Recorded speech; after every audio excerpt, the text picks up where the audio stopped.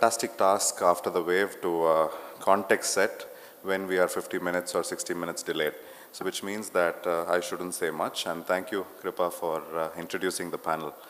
I think what's fantastic in this lineup of speakers for this afternoon is that you have a mixed bag, and I want to thank the team who put this program together to think of a mixed bag, and all of us, while we're discussing and strategizing how to sort of entertain your intellect here, we figured out that there was fantastic, very diverse experiences, people, stories, and incredible experiences on the dais. So scaling up. Scaling up can be viewed in very many ways. Scaling up can be a personal, individual scale up as a person. It can be social transformation, as even Rajeev said it. It can be growth, P&L. It can be market. It can be size and scale, and so many things. So scaling up, growth, and growth needs leadership, and leadership needs energy. I think that's where we are trying to see this session all put together. And we have a fantastic panel. And if you look at the panel, you have the breadth of absolute attributes and experiences. Sathish, as Kripa said, a fantastic inspired entrepreneur who has made it in his lifetime in the last 10 years, and is a local story which we're all very proud of, and clearly he has some insights to say. Rajeev, who's at the other end, a good friend and somebody who has been a champion in the entrepreneurial ecosystem, not only because of his story, but today he's trying to champion many others. So that way, he has an insight which is another dimension. And Mr. Jairam Varadaraj, who is somebody who comes from many of our breed in the family business space, but somebody who, as a maverick, who took off from where he started and has built a multinational corporation. And I also want to say that he's a business intellectual, somebody who has patents to him and who can really theorize many things which we are doing as entrepreneurship. Then finally, we have the legend, a legendary story, a legend who's come to represent it, social entrepreneurship as India's one of the best models, and clearly the name inspires.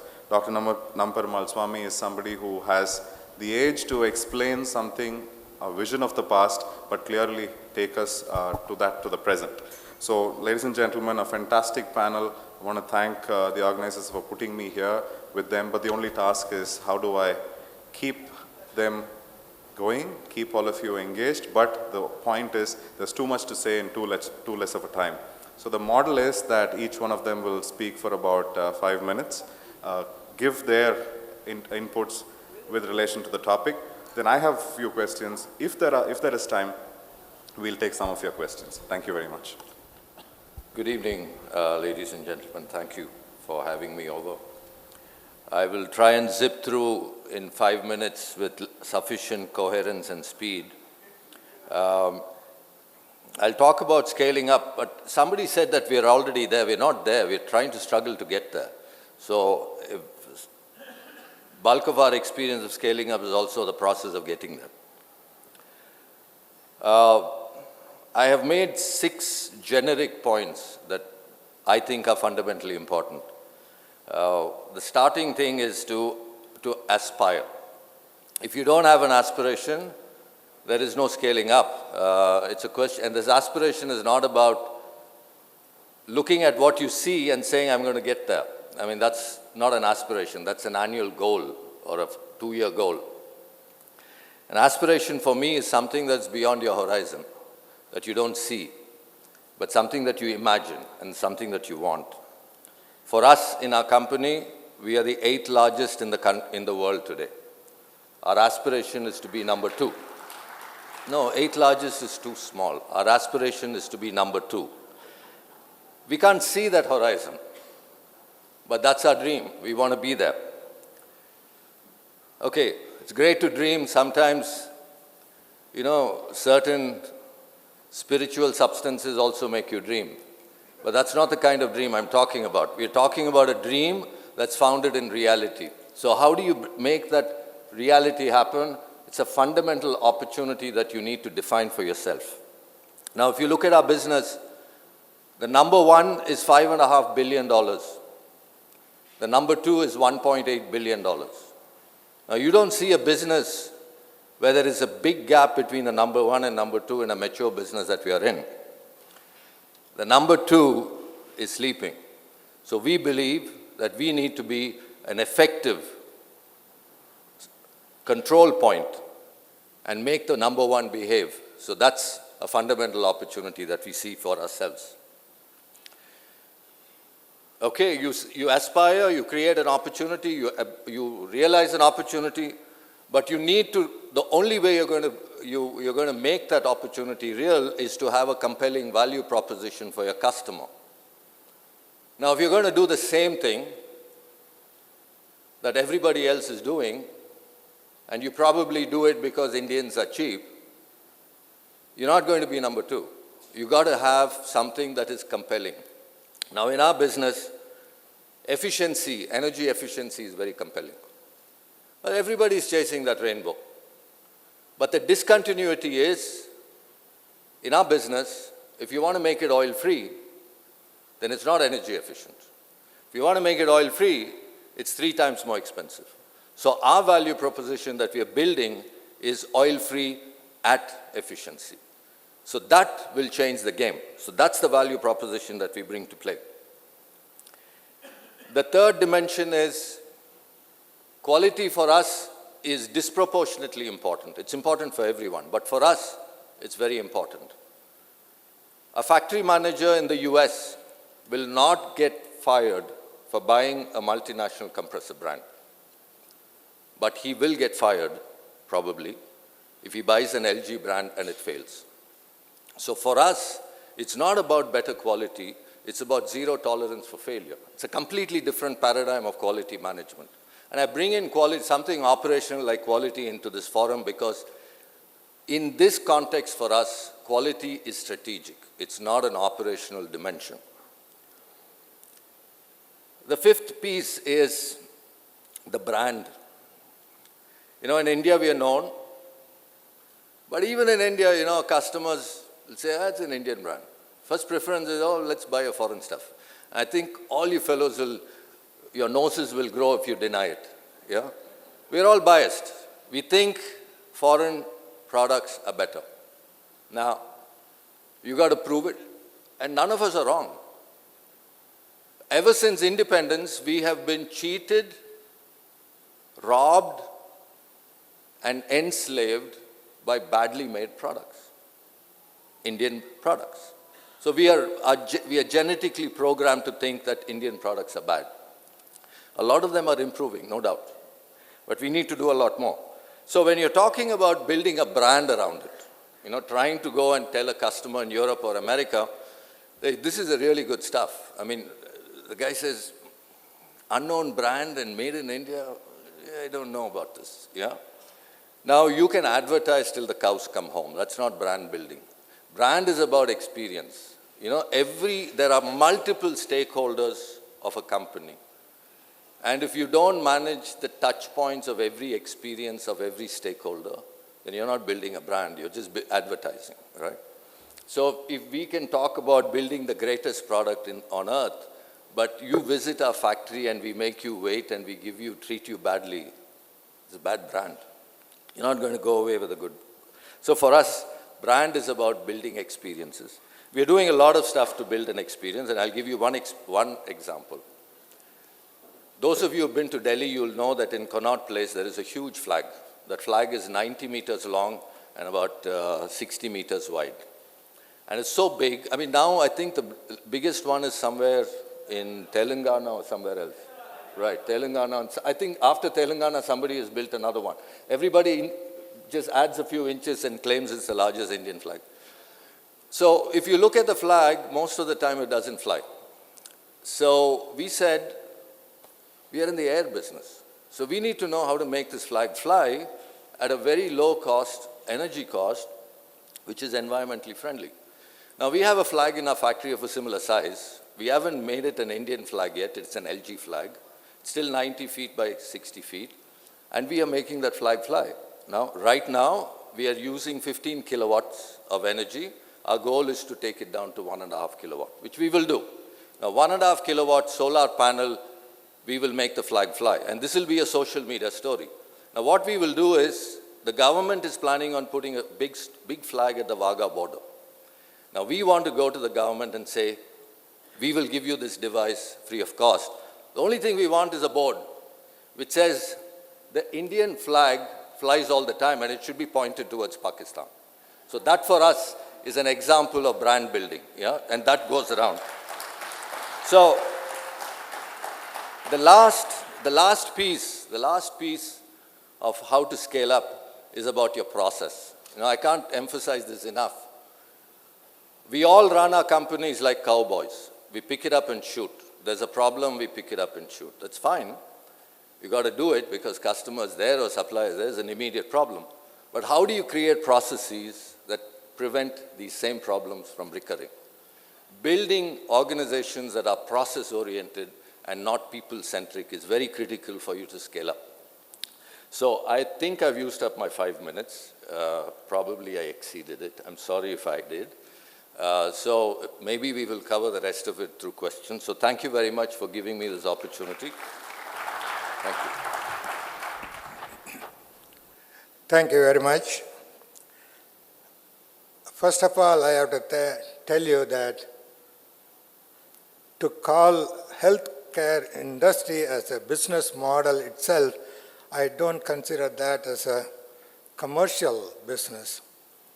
It has to be a social business. That is what first we have to.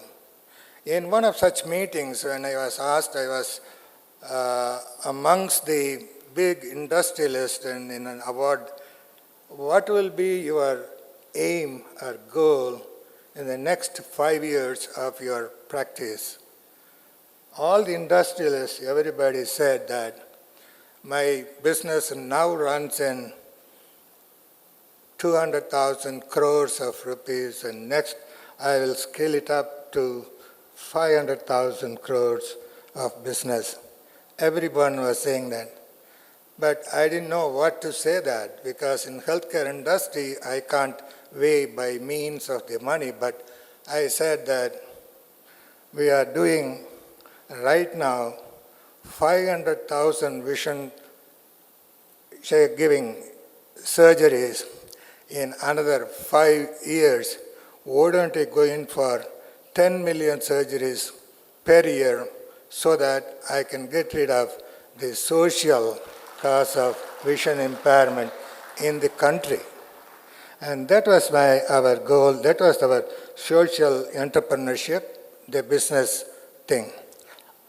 What we started in 1976 in order to answer this, the unavoidable blindness in the country, vision impairment. There is 12 million people who are blind, but there are very scanty resources, monetary-wise, or human resources, and we keep saying that. But how to solve this problem?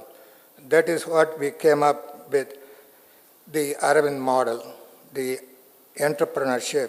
One, how to go about doing large volume, high quality, at the same time we don't compromise the quality part of it with that. And at the same time, business model, so that we should be financially viable, we should not be going after money every year, and it will be self-supporting. That is the another thing which we thought. And it should be on the innovation part of it. Innovation need not be a very big innovation invention, but incremental, so that we could arrive at the goal of doing large volume of the service. And this, we thought we followed the management guru C.K. Prahalad, economic pyramid. That is what it is, the bottom of the pyramid. Can we concentrate on the bottom of the pyramid, the population who cannot afford to have surgery, but at the same time, the apex of the pyramid, they could afford to give whatever money you ask for. And the middle frame, you need not say that you pay this amount and then we'll do, instead of that, whatever money they can afford to pay, you money later, but service first. You do that. There is money in the poor. Only thing is you have to innovate ways of getting that money so that to run and scale it up, not one institution, not two institutions, 20 institutions, in order to answer to reduce the needless blindness. That is one way of doing it. People don't come to you. The one way of innovation is when the people are not coming to you, you go to them. The ICANNs, they go to the ICANN. There's a social service so that you move to their area and they come to you. You create a demand. In a business world, you always say that you create a healthy demand so that you will be able to come out with the answers for that demand. When you create a demand, then you have to create the ways of addressing the challenges of how best you are going to create the human resources. If you employ the very graduated nursing girls, nurses, and you have to end up in paying a lot of money, but why don't you train your girls at these levels which are, these people will do non-skilled work, but surgical part will be done by the doctors. The results will be exemplary, and we have that in that way. We need not pay more, but at the same time the quality will be maintained, what we call the mid-level ophthalmic personnel. In our category itself, 80% of our work staff, the staff members are all the girls who are in the mid-level ophthalmic people. And also the service fee is not fixed, but there is whatever amount they can pay depending upon. After all, when you go to Chennai to Bombay, you have, by flight you go, the destination is the same, but you pay when you are in an executive class, you give more, in economy class you give less. The same pilot, same people, but you travel, you have little more comfort and you end up paying more. And so in that way, we have also classified in that way the people who want to the luxury comforts at the hospital, they end up by paying more. They know pretty well, transparent, that what they pay is not for us, but for the people who cannot afford to pay, and they are supporting the people who cannot afford to pay. So there is a big market, large, unserved population in the village. 200 million people are there who need vision. Only 15 to 20% are served. 80% are still there without being served. We can scale it up. And that is what we have been doing, and started with 11-bedded in a rented institution. Now we have about 10 major hospitals, and we are also coming up with. Not only that, the quality of the vision, reputation, respect, and also the demand comes in only when it always keep up the quality in that training, as well as giving the ophthalmic pharmacy and products at a cost which they can afford to pay.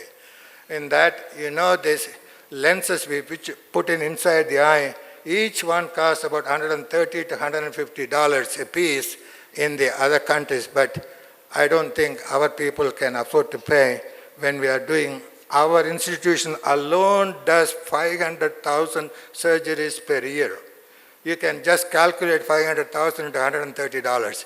So what we thought innovation is, we started manufacturing these lenses with the idea we can give it for $4 a piece. And still it's a quality, easy certified, and everything, and we export to 136 countries. We can say still 9 to 10% of the world market is with our company now, that we can do that. And still we can serve all the. So this is what it is scaling up. Not only that, Aravind model, it's a self-supporting because of the revenue we create from the paying people to the poor people, and also grant in aid with some subsidy from the government, but also this, the factory which manufactures pharmacy and other things also supports this one. This is what we are able to sustain a 400 crores business now, right now, and it is self-supporting and large. And in addition to that, This model is being propagated throughout, not only throughout the country, but also throughout the world. It is being taken up. And we train, there are 300 hospitals, just like the sick mills have been taken over by the mills which can give capacity building, needs assessment. We also give training for the doctors and business people and nurses to give. So these are the Aravind model, which we have been a self-supporting, large volume, high quality, and we can scale it up in order to get away this problem of blindness in the country. Thank you very much. Vanakkam, Coimbatore. It's a pleasure to be here this evening, and it's indeed an honor to be part of such an illustrious panel. And I feel honored, and I'm thankful to the organizers to inviting me here. So my story it's got two sides. It's one as an entrepreneur and one as an investor, and what I'm doing today. My first part of life, I will cover startup as a first-generation entrepreneur, started a company in safety, security, automation, built it to be India's largest solution provider, acquired a company overseas, and finally got it ready to be exitable. In this process, there were three things which we focused on to scale that business. Obviously, we were in a service business, so customer was always right. Customer-centric focus was key. And to give you an example, our biggest customer acquisition was Cognizant. It was one evening when they called to say they were opening the office tomorrow morning and to have the systems installed overnight, and the decision to make all the work completed by that night was something which triggered the company to work with us across the country. The second focus was people focus. We empowered our people to take decisions on the ground. These are things which all of us have learned in our businesses. But in this case, I can give you one specific example where there was a fingerprint reader which failed at an access control point for a customer, and the engineer at site decided to change it without asking anyone, costing about $1.5 lakh. And that sort of prompted that company to move to fingerprint-based systems across and sort of brought a significantly large order to us. Third was to be value-focused. Providing customer value was not about being cheap, but always to try and make sure that we give them more. Of course, there were learnings in that. I mean, we were probably the first company to provide what we called as occupancy controls. We were able to identify a building with its occupancy of the number of people using the access control and make the building behave in such a way based on the user of the card. If Jay walks into his office, you can have his lights, his air conditioner, everything switched on based on his profile. Now, this was not cheap, but we did not want to make that as an extraordinary value for a customer, but gave that at a price point which every other competition would do. So these were three fundamental areas which we used, or fundamental aspects of the business which we used to scale our business. But that wasn't what I am doing. That's not what I am doing today, and I can't talk much about it. But at that point is when we decided, do we want to keep doing this all our lives, or do we want to create value for ourselves and move on to the next thing that we want to achieve or want to give time to? That is when we decided to let go of a business. And that's when we came to an agreement with Siemens to sell our business and start up once again. The whole letting go aspect for most entrepreneurs sitting in this room is probably the most difficult thing to do. One is to create the business to a point where it is exitable, to create a business which is attractive, and then at the same time to let go from your own mindset that you are different from the business. When you want to sell the business, by then you've already significantly, he is known as MilkyMist Sathish, right? So to differentiate that as between a brand and yourself was significantly challenging for me personally. Today, what am I doing to achieve value for myself? For me, scalability is about creating value today.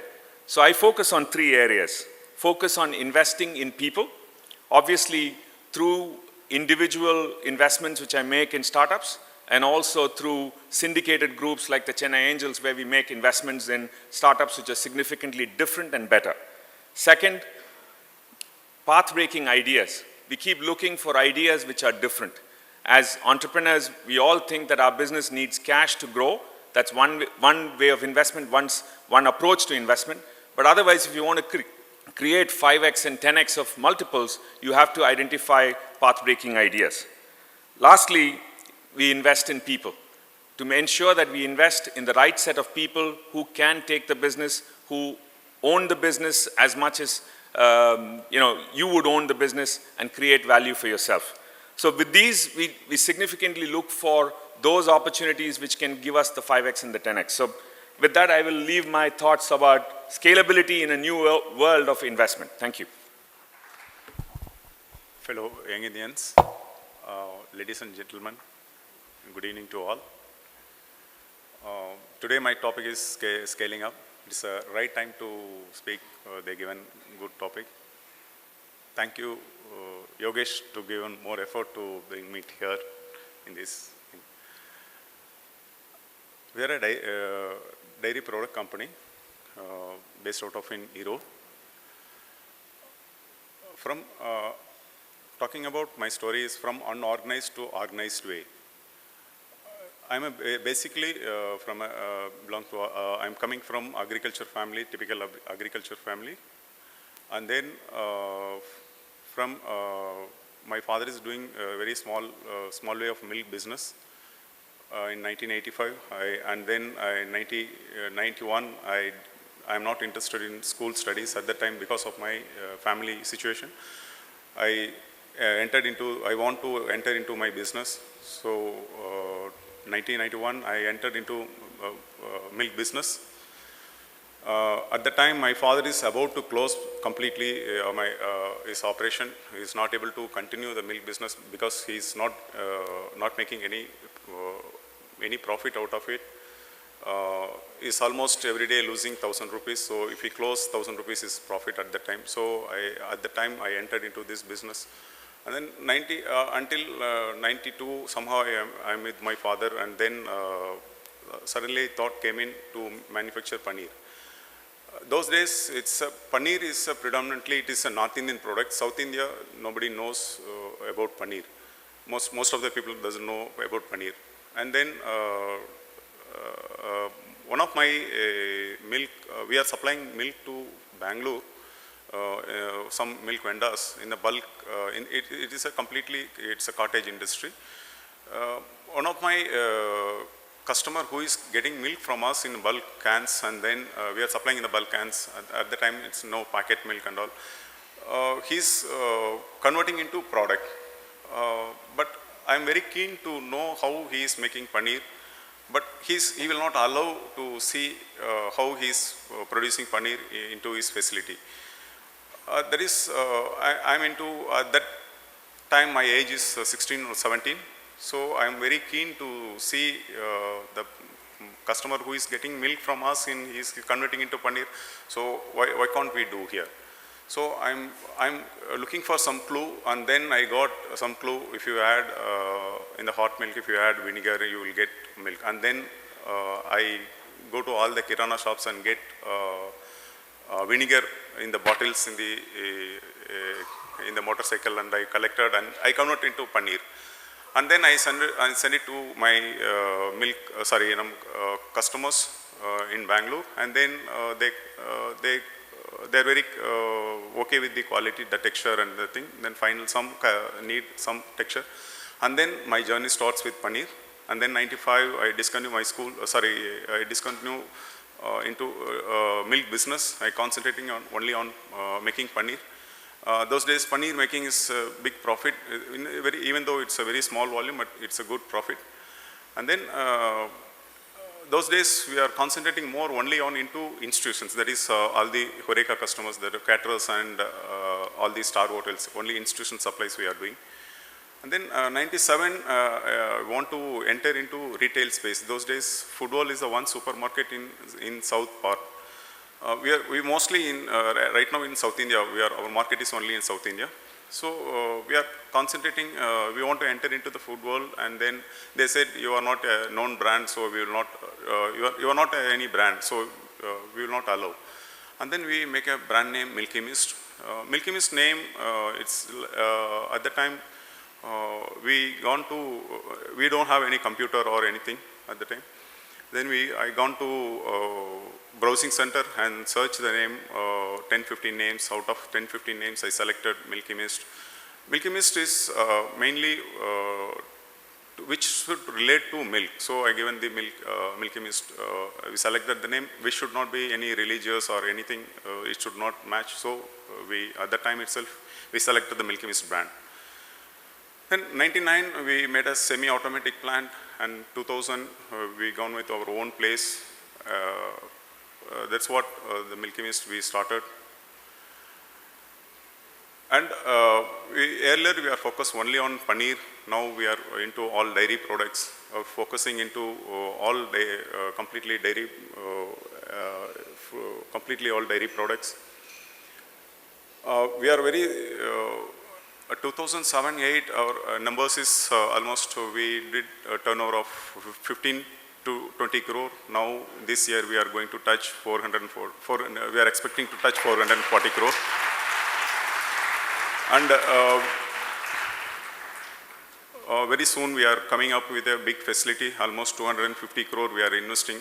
Almost we started the project 7 months before. We are going to invest almost 250 crore in the first phase. Second phase, we are going to invest another 150 crore. And then it's a completely, right now we are only working with bank debt, and now we are going for a private equity in the second phase only. Already we initiated in the thing. And the market, dairy products, we are focused only on into dairy products. We are not into liquid milk. Liquid milk in the sense milk to milk, we are not doing. We only do dairy, only specialist in value-added product. And we are very much growing very fastly with the fully automation plan. This is what we are doing. Thank you.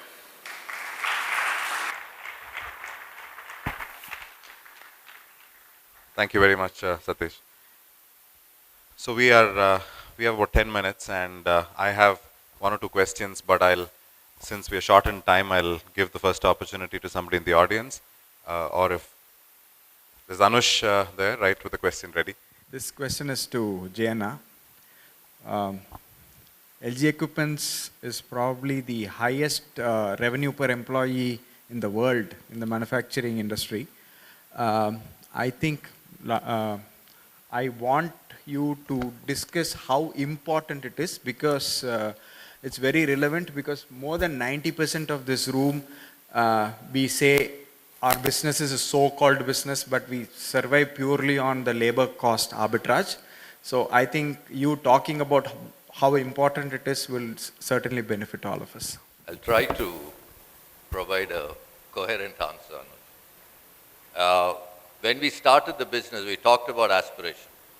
One of our aspirations was we want to build a multinationals in India with Indians. Now, the reason I go to work is to improve my standard of living. My standard of living is defined partly by what I earn.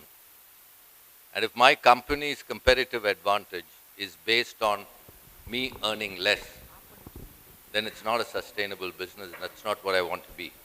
Similarly, for all the employees working in our company. Now, how do you build it? We are not yet number one. We are very close to our competitors in terms of, and these are multinational competitors, we are benchmarked globally. 93, we had 2,000 shop floor employees. We had sales of 140 crores. Today we are at around 1,500 crores. We have 350 people. And I believe we can double this with half the number. Now, the point really is, who did this? It's not me, it's not the engineers. It was the people working on the shop floor. Now, today, if we reduce 350 to even 175, we will not let them go. That they know. So the incentive to work with your brain rather than your brawn is very high in the company, right? So how do you incentivize people? If you're incentivizing them only for brawn, it's limited. I mean, our physical strength is limited.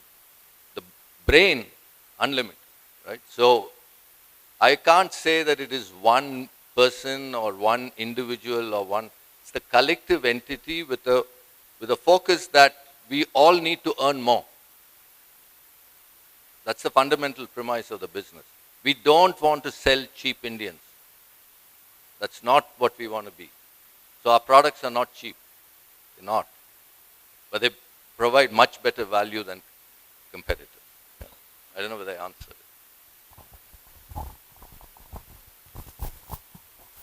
Any other questions?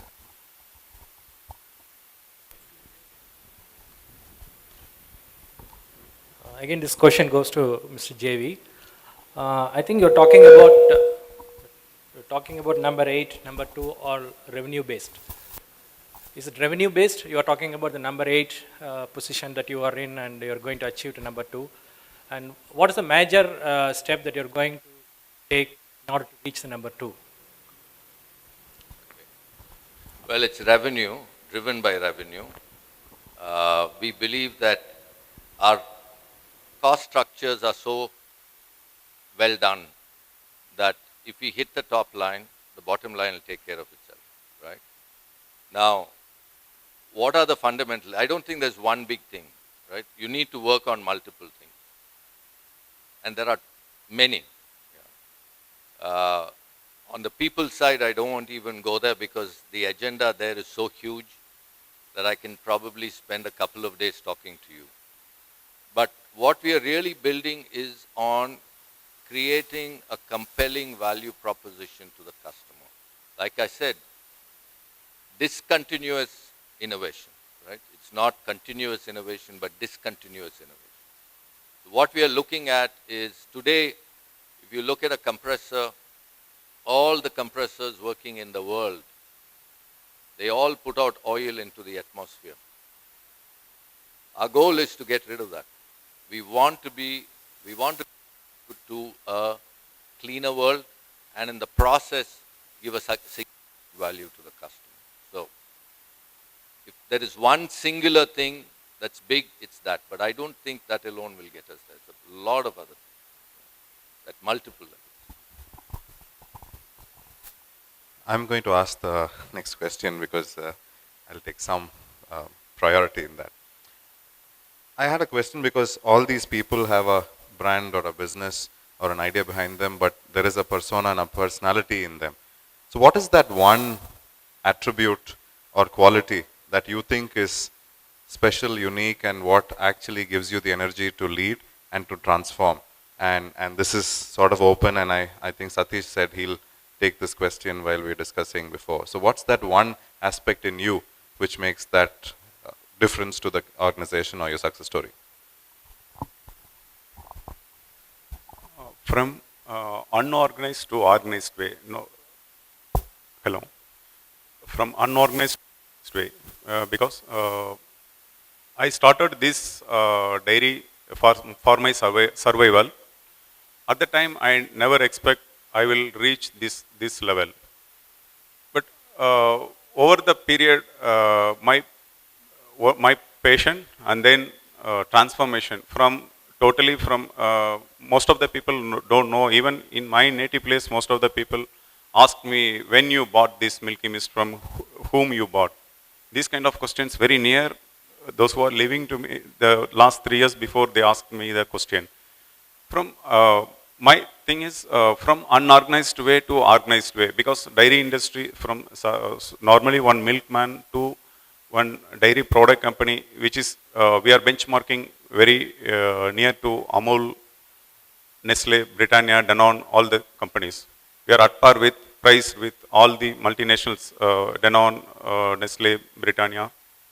Our main sales is coming from tier 1 cities and tier 2 cities. This is a rapid rapid change in my thing from unorganized to organized way. Thank you.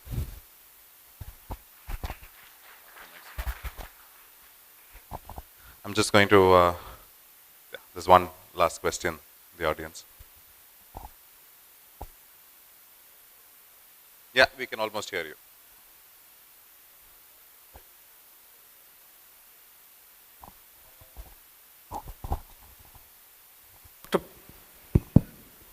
This is Rajeev from YI Madurai. I have two questions, one for Rajeev Mecheri and the other is for Jairam, Dr. Jairam. Rajeev, okay, one question. Okay, then Rajeev Mecheri it is. You created a business, sold, and then you decided that you wanted to create value in different ways, which to me means it's like a startup again in terms of creating value. Could you talk about the tools, techniques that you use? I think you briefly touched upon that when I think you ran out of time. If you could explain at a stage where you've already created a business, exited it successfully, now you have this process of creating value which is ahead of you, which gets you back into startup mode. Could you explain a little more about what are the tools you used, what are the techniques you used, what are the opportunities you identified, how did you go about it, and where has that led you? Thanks, Rajeev. Obviously, when we are starting up a business, we need to be narrow and focused, and that's what we did. In our previous business, it is one sector, and having complete authority of from end to end on that was something which we focused on. And subsequently, after creating value, I don't want to sit around doing nothing or playing golf all my time, but I want to create more value. And if that's the case, what should I be doing? I should focus on businesses which can multiply much faster, which can scale much faster, and which will have the multiplier effect for the value creation process. So the current approach is to identify those niche areas where I feel I bring significant value or significant knowledge, and identify entrepreneurs who will work with me and create value for me. So that's singularly one focus area. Second is to identify the right people. When we create a startup, we find the people who can help the business scale from point A to point B. They're not necessarily the people who can envision a new business and take it to a completely different point. Now my focus is to go look for those sort of people and invest in them or work with them to build the business. So these are the two areas. Those niche areas and those niche people are the ones which you focus on. Thank you, Rajeev. And one last question to Dr. Namperumal Swamy. We all talk about values in our organizations. What's that one code, ethic, or value which we all know is social enterprise, and you want to solve one aspect for humankind through the eye and what you do? But what is the value system in the organization which drives you to this scale and strength? Because you said the model of C.K. Prahlad, there must be something inside the organization which you drive everybody with a singular aspiration. I think it's a good question because our system itself is community-based. See, we work with the community, we work for the community, and our value system works in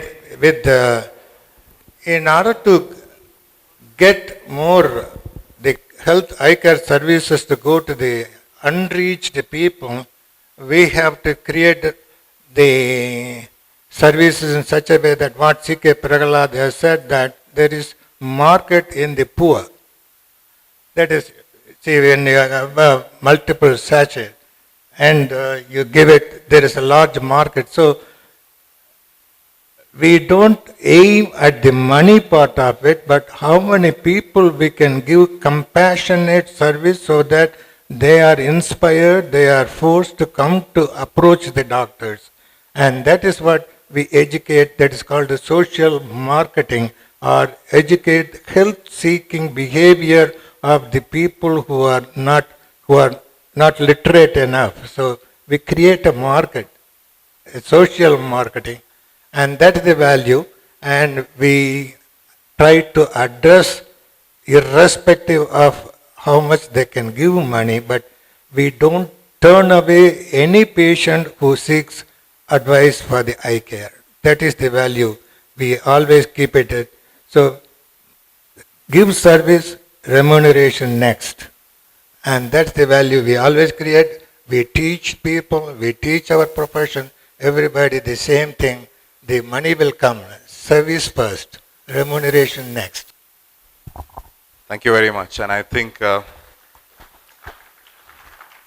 a meaningful and inspirational point to end this session. I think it's been fascinating because from hearing about the flag flying high, and I never thought somebody will imagine to do that, to be honest, and also he said not to put oil in the air. But this inspirational journey of Sathish, Mr. Varadaraj, Doctor and Rajeev, of how scale up is not only individual, institutional, but also national and global is fantastic to see how the individual is adding to a great organizational story. And I'm sure many of you have only more questions, but as I said in the morning, hopefully there'll be a awakening through a lot of insights that you've got today. Once again, thank you to the organizers for putting me here, and it's been learning for me personally. Thank you. Thank you. Okay. Next up is Rajeev. For Rajeev Mecheri, I'm going to invite Prasanna, co-chair of Coimbatore, to come forward and hand it over to Rajeev. Rajeev at the very end, ma'am. The very end.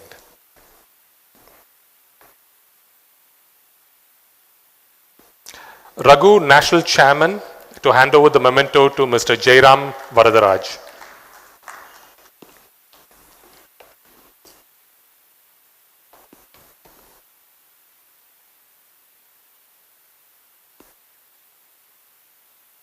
I'm going to invite Anush, past chair YI Coimbatore, to hand over the memento to Mr. Namperumal Swamy, Dr. Namperumal Swamy.